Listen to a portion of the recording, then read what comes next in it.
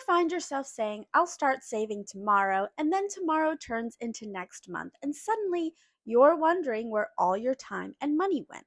Yeah, I've been there. That's instant gratification in action. Today, we're talking about how to flip the script and build the habit of delayed gratification, a skill that can literally change your life. First of all, what is delayed gratification?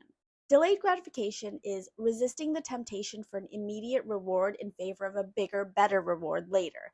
In fact, they even did an experiment on delayed gratification called the marshmallow experiment. Psychologists studied young children's capacity to delay gratification. Kids were given a choice. They could have one treat, such as a marshmallow, right away, or wait a short time to receive two treats. The goal was to examine whether the ability to wait was linked to success later in life. Early results showed a strong connection between waiting and positive life outcomes, but later studies found that factors like family background and environment also played a major role in both how young children waited and their future achievements. Think skipping the impulse buy today so you can invest in your dream trip later, or choosing to study now so you're not cramming the night before the test. So why does this matter? Here's the thing, people who practice delayed gratification are more likely to reach their goals, build discipline, and feel more in control of their lives.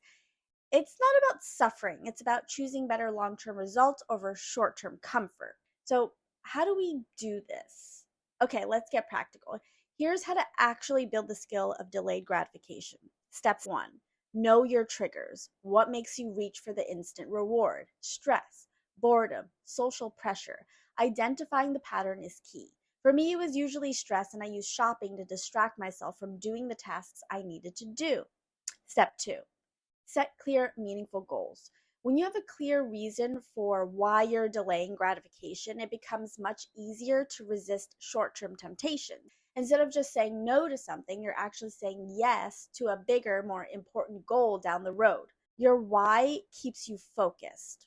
Going back to my early example, you skip the impulse purchase because you want to save for a big trip. That way you can relax and take time off of work. Step 3, make waiting easier. Delay doesn't have to feel like deprivation. Replace the urge with a positive action, like instead of scrolling, take a walk. Instead of spending more, write down the item or take a screenshot and wait 30 days. I cannot tell you how much money I've saved waiting 30 days before buying. And the more you do this, the more self-control you build. Step 4, use the 10-minute rule. When an impulse hits in the spot, don't act on it immediately. Set a timer for just 10 minutes and distract yourself with something else. For example, if you're about to make an impulse online purchase, pause, do something different, and come back after 10 minutes. Often the urge will have lessened, making it easier to say no. Step 5, track small wins. Delayed gratification is like a muscle. It gets stronger with practice.